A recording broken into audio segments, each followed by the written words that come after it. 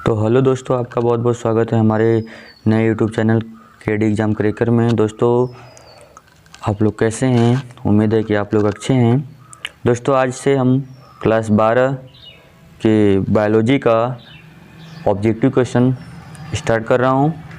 दोस्तों, जैसा कि इस बार 2021 और 22 के सिलेबस में प्रत्येक सब्जेक्ट में 20 क्वेश्चन ऑब्जेक्टिव के आने वाले हैं, जो कि सरकार द्वारा निर्धारित किया गया है। तो दोस्तों, उन 20 क्वेश्चनों को बहुत अच्छी तरीके से करने के लिए आपको थोड़ा सा मेहनत करने की आवश्यकता है। तो दोस्तों, आप बिल्कुल नहीं घबराइए।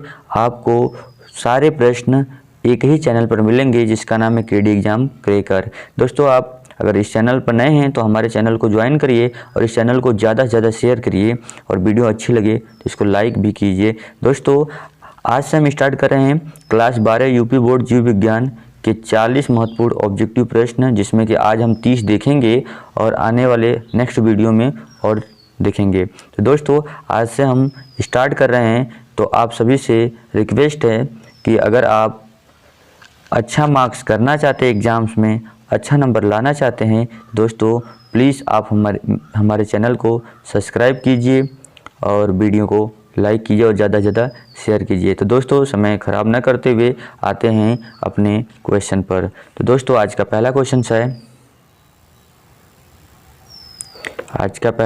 है आम के फल में खाने वाला भाग है। दोस्तों, आम का जो फल होता है उसमें जो खाने वाला भाग होता है उसका क्या नाम है? ऑप्शन नंबर ए है बाह्य फल वित्ती, ऑप्शन नंबर बी मध्य फल वित्ती, ऑप्शन नंबर सी अंतः फल वित्ती, ऑप्शन नंबर डी इनमें से कोई नहीं। तो इसका जो सही जवाब है वह है ऑप्शन नंबर बी। इसका सही जवाब ऑप्शन नंबर बी है। आम के खाने वाले भाग को हम कहते हैं मध्य फल वित्ती। आते हैं नेक्स्ट क्वेश्चन पे। अगला क्वेश्चन है क्वेश्चन नंबर 2, जिसका नाम क्वेश्चन नंबर 2 में है समसूत्री विभाजन होता है। समसूत्री विभाजन होता है कायिक कोशिकाओं में, जनन कोशिकाओं में, ए एवं बी दोनों में, इनमें से कोई नहीं। तो दोस्तों, मैं आपको बता देना चाहता हूं कि जो समसूत्री विभाजन होता है वह होता है कायिक कोशिकाओं में। जो कायिक कोशिकाएं होती हैं, इन्हीं में समसूत्री विभाजन होता है। आते हैं अगले क्वेश्चन पे। तो क्वेश्चन नंबर 3 आपके सामने है बिना निषेचन के फल बनाने की प्रक्रिया को कहते हैं। दोस्तों, बिना निषेचन के, निषेचन नहीं होता है फिर भी फल बनाने की प्रक्रिया को क्या कहते हैं? तो ऑप्शन आपके पास 4 है। इस ऑप्शन को आप पढ़िए और इसका जो सही जवाब है वो ऑप्शन नंबर बी है पार्थेनोकार्पिक। बिना निषेचन के फल बनाने की प्रक्रिया को पार्थेनोकार्पिक कहते हैं। तो आते हैं अगले क्वेश्चन पे। तो क्वेश्चन नंबर 4 जो आपके सामने है, क्वेश्चन नंबर 4 क्वेश्चन यह है कि इनमें से किसमें आंतरिक निषेचन नहीं होता है? नीचे 4 ऑप्शन है। ए है पक्षी, बी है मेढक, सी है स्तनपायी और डी है इनमें से कोई नहीं। तो हमसे पूछ रहा है कि इनमें से किसमें आंतरिक निषेचन नहीं होता है। तो इसका जो सही जवाब है वह है ऑप्शन नंबर बी मेढक।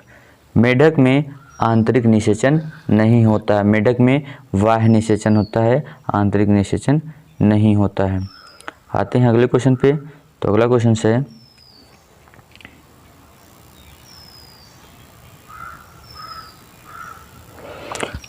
है क्वेश्चन नंबर 5 कह रहा है कि द्विखंडन एक प्रकार का क्या है? द्विखंडन एक प्रकार का आगे क्या है? तो नीचे 4 ऑप्शन है। कायिक प्रवर्धन, अलैंगिक जनन, लैंगिक जनन, इनमें से कोई नहीं। तो द्विखंडन एक प्रकार का क्या है? तो द्विखंडन एक प्रकार का जनन है। वो भी कैसा जनन है? अलैंगिक जनन। द्विखंडन एक प्रकार का अलैंगिक जनन है। और यह जो द्विखंडन जनन होता है यह होता है अमीबा में द्विखंडन अलैंगिक जनन होता है। यह द्विखंडन एक प्रकार की विधि होती है अलैंगिक जनन की। आते हैं अगले क्वेश्चन पे, क्वेश्चन नंबर 6। क्वेश्चन नंबर 6 जो है वह आपसे पूछ रहा है, क्वेश्चन नंबर 6, इनमें से कौन अंडज है? अंडज मतलब कौन अंडा देने वाला है? पहला है एकिडना, दूसरा है कंगारू, तीसरा है गाय, चौथा है इनमें से कोई नहीं। कह रहा है इनमें से कौन अंडज है, कौन अंडा देने वाला है? तो इसमें से जो सही जवाब इसका है वो ऑप्शन नंबर ए है, एकिडना। कंगारू दोस्तों अंडे नहीं देते हैं और गाय भी अंडा नहीं देती है, तो इसका जो सही जवाब है वो है ऑप्शन नंबर ए। आते हैं अगले क्वेश्चन पे। तो अगला क्वेश्चन है इनमें से पूरे जीवन में एक ही बार पुष्पित होता है। ये 4 ऑप्शन है, पूछ रहा आपसे कि इनमें से पूरे जीवन में ऐसा कौन है जो एक ही बार पुष्प देता है या एक ही बार इसमें पुष्प आते हैं। तो इसमें 4 ऑप्शन है। ऑप्शन नंबर पहला है बांस, दूसरा आम, तीसरा ताड़, चौथा है इनमें से कोई नहीं। दोस्तों इसका जो सही जवाब है वह है ऑप्शन नंबर ए। बांस जो होता है उसमें एक ही बार क्या होता है, पुष्प लगता है, वह भी शुरू में जब बांस करील के रूप में रहता है तब। आते हैं अगले क्वेश्चन पे, क्वेश्चन नंबर 8। तो दोस्तों क्वेश्चन नंबर 8 जो है वह कुछ इस प्रकार से है कि निम्नांकित में कौन द्विगुणित है? द्विगुणित का मतलब क्या होता है दोस्तों? द्विगुणित का मतलब होता है n नंबर और n नंबर मिलकर 2n नंबर का निर्माण। n नंबर मतलब युग्मनज, इसका भी मतलब होता है n नंबर मतलब होता है युग्मक और इसका मतलब भी होता है युग्मक। यह दोनों मिलकर बनाते हैं युग्मनज। युग्मनज जो होता है वो होता है द्विगुणित। तो इसका जो सही जवाब है वह है ऑप्शन नंबर डी, युग्मनज। ऑप्शन नंबर डी युग्मनज, इसका सही जवाब है ऑप्शन नंबर डी, युग्मनज। आते हैं अगले क्वेश्चन पे। तो अगला क्वेश्चन है क्वेश्चन नंबर 9 जो इस प्रकार है, किस फल का बीज चोल खाया जाता है? किस फल का बीज चोल खाया जाता है? पहला है शरीफा, दूसरा है लीची, तीसरा है जायफल, चौथा है इनमें से सभी को। तो कह रहा है किस फल का बीज चोल खाया जाता है, मतलब बीज चोल मतलब बीज के ऊपर का जो आवरण होता है वह, उसकी बात की जा रही है। तो शरीफा, लीची और जायफल ये तीनों फल ऐसे हैं जिसके बीज चोल को खाया जाता है। तो इसका जो सही जवाब है ऑप्शन नंबर डी है। इसका जो सही जवाब है वह है ऑप्शन नंबर डी। तो आते हैं अगले क्वेश्चन पे। तो अगला क्वेश्चन है क्वेश्चन नंबर 10 जो इस प्रकार है, क्वेश्चन नंबर 10 इस प्रकार है, समयुग्मकी पाई जाती है। इसमें 4 ऑप्शन है और पूछ रहा है कि समयुग्मकी पाई जाती है शैवाल में, आवृतबीजी, अनावृतबीजी, इनमें से सभी। कह रहा है कि समयुग्मजी पाई जाती है, किस में पाई जाती है? शैवालों में पाई जाती है या आवृतबीजी में पाई जाती है, अनावृतबीजी में पाई जाती है, इनमें से सभी में पाई जाती है। तो इसका जो सही जवाब है वह है ऑप्शन नंबर ए, समयुग्मकी शैवाल में पाई जाती है। समयुग्मकी शैवाल में पाई जाती है। आते हैं अगले क्वेश्चन पे, क्वेश्चन नंबर 11 जो इस प्रकार है आपके सामने। कह रहा है कि अंडप्रजक निम्नांकित में कौन है? अंडप्रजक का मतलब दोस्तों होता है जो अंडे से जन्म लिया हो, उससे अंडप्रजक कहते हैं। तो कह रहा है अंडप्रजक निम्नांकित में कौन है, कौन अंडे से जन्म लिया है? तो इसका जो सही जवाब है ऑप्शन में है ए है सर्प, बी है मगरमच्छ, सी है मुर्गी और डी है इनमें से सभी। तो इसका जो सही जवाब है वह है ऑप्शन नंबर डी, इनमें से सभी। मतलब सर्प भी अंडा देता है, मगरमच्छ भी अंडा देता है, मुर्गी भी अंडा देती है। तो हम कह सकते हैं ये सब अंडप्रजक हैं। आगे चलते हैं अगले क्वेश्चन पे, क्वेश्चन नंबर 12। क्वेश्चन नंबर 12 यह है कि निम्नांकित में कौन सत्य फल है? निम्नांकित में कौन सत्य फल है? सत्य फल मतलब इसको एक प्रकार से सत्य फल कहते हैं। जैसे कि जो फल वास्तव में फल होता है। तो यहाँ पर ऑप्शंस में है सेब, नाशपाती, काजुला, नारियल। तो आपसे पूछ रहा है कि इसमें कौन सत्य फल है। तो दोस्तों इसका जो सही जवाब है वह है नारियल। नारियल को एक सत्य फल या वास्तविक फल कहा जाता है। आते हैं अगले क्वेश्चन पे। तो क्वेश्चन नंबर 13 जो इस प्रकार आपके सामने है। क्वेश्चन नंबर 13 कह रहा है मुकुलन द्वारा जनन किसमें होता है। मुकुलन क्या है? तो मुकुलन अलैंगिक जनन की एक विधि होती है। मुकुलन अलैंगिक जनन की एक विधि होती है। तो कह रहा है मुकुलन द्वारा जनन किसमें होता है? पेनिसिलियन में, पैरामीशियम में, ईस्ट में, इनमें से सभी में। तो मुकुलन द्वारा जो जनन होता है वह होता है ईस्ट में। इसका जो सही जवाब है वह है ईस्ट। ईस्ट में मुकुलन द्वारा जनन होता है। आते हैं अगले क्वेश्चन पे। क्वेश्चन नंबर अगला है क्वेश्चन नंबर 14। क्वेश्चन नंबर 14 क्या है? निम्नांकित में कौन मिथ्या फल है? मिथ्या फल मतलब जिसको कह सकते हैं एक प्रकार से आभासी फल। इनमें से कौन जो है आभासी फल है? पहला है सेब, दूसरा है आम, तीसरा है केला, चौथा है इनमें से कोई नहीं। तो इसका जो सही जवाब है वह है ऑप्शन नंबर ए। इसका जो सही जवाब है वह है ऑप्शन नंबर ए। सेब जो है एक मिथ्या फल होता है। सेब जो है एक प्रकार का मिथ्या फल मतलब आभासी फल होता है। आते हैं क्वेश्चन नंबर अगले पर। अगला क्वेश्चन है क्वेश्चन नंबर 15। कह रहा है कि इनमें द्विखंडन किसमें पाया जाता है। ये 4 ऑप्शन दिए गए हैं और कह रहा है इनमें द्विखंडन किसमें पाया जाता है। ऑप्शन है पहला जलकुंभी, दूसरा है कमल, तीसरा अमीबा, चौथा है सर। तो कह रहा है कि इसमें द्विखंडन किसमें पाया जाता है। तो द्विखंडन जो होता है एक प्रकार का अलैंगिक जनन की विधि होती है जो कि अमीबा में पाया जाता है। अमीबा में पाया जाता है द्विखंडन। यह अलैंगिक एक विधि होती है, अलैंगिक जनन की एक विधि होती है। क्वेश्चन नंबर अगला है क्वेश्चन नंबर 16। सॉरी यहाँ पर 16 होगा, यहाँ पर होगा 16, यहाँ पर होगा 16। Question number 16।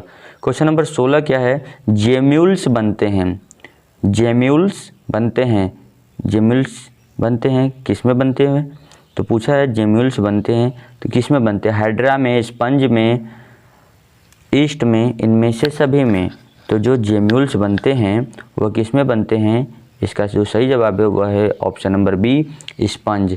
स्पंज में जेम्यूल्स बनते हैं। स्पंज में जेम्यूल्स बनते हैं। आते हैं अगले क्वेश्चन पे। तो अगला क्वेश्चन से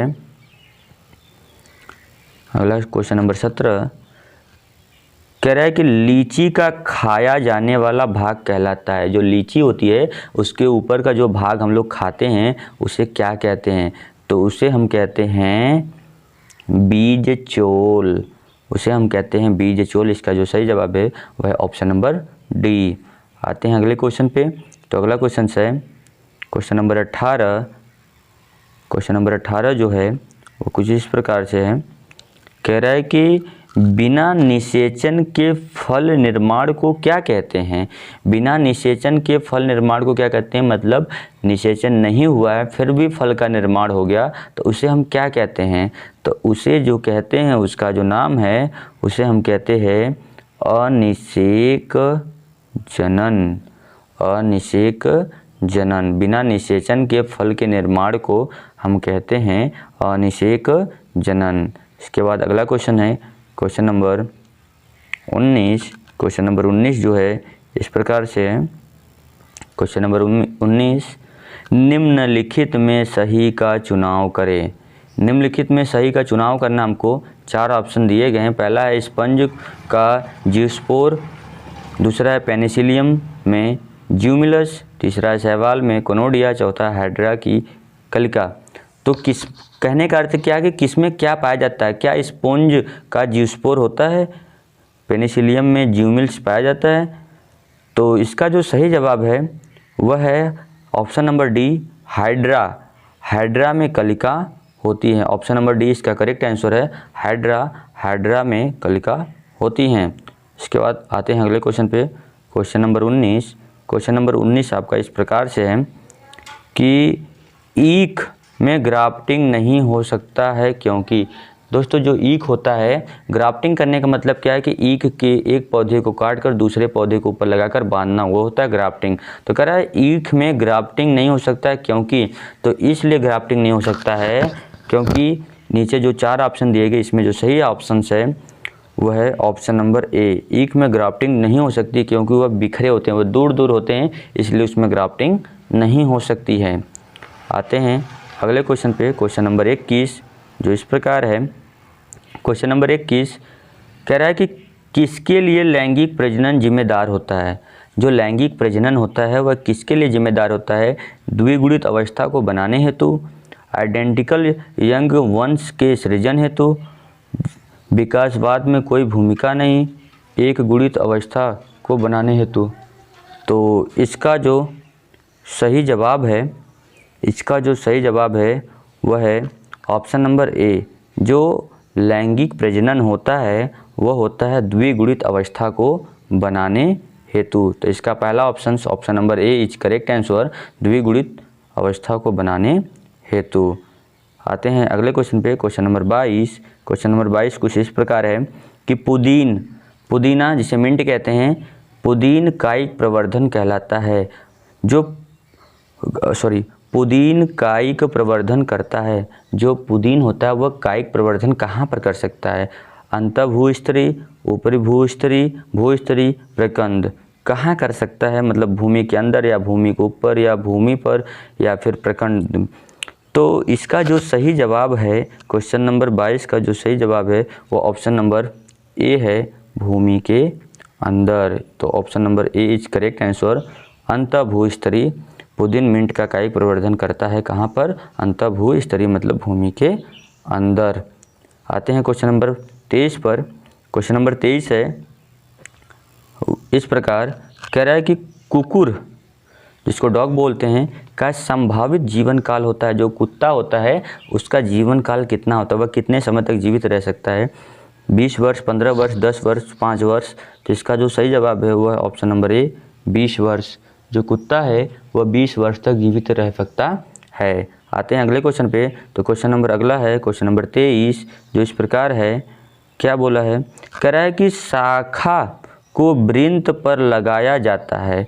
कोई पेड़ की शाखा है उसको वृंत पर लगाया जाता है। इस प्रकार ग्राफ्ट किए गए वृक्ष के फल किसके ऊपर निर्भर करेंगे? किस पर निर्भर करेंगे? शाखा पर, वृंत पर, ए बी दोनों पर, उपरोक्त में कोई नहीं। अगर एक शाखा को वृंत के ऊपर लगा दिया जाता है फिर जो फल का निर्माण होता है किस पे डिपेंड करता है? शाखा पे या वृंत पे या दोनों पर? तो इसका जो सही जवाब है वह है ऑप्शन नंबर ए, शाखा पर। ऑप्शन नंबर ए इसका सही जवाब है, शाखा पर। शाखा पर निर्भर करेगा।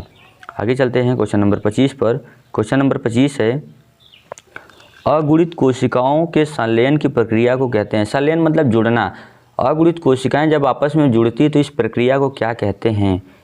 इस प्रक्रिया को क्या कहते हैं? तो आपके पास 4 ऑप्शंस है, आपके पास 4 ऑप्शंस है और कह रहा है कि अगुणित कोशिकाओं के संलयन की प्रक्रिया को कहते हैं, क्या कहते हैं?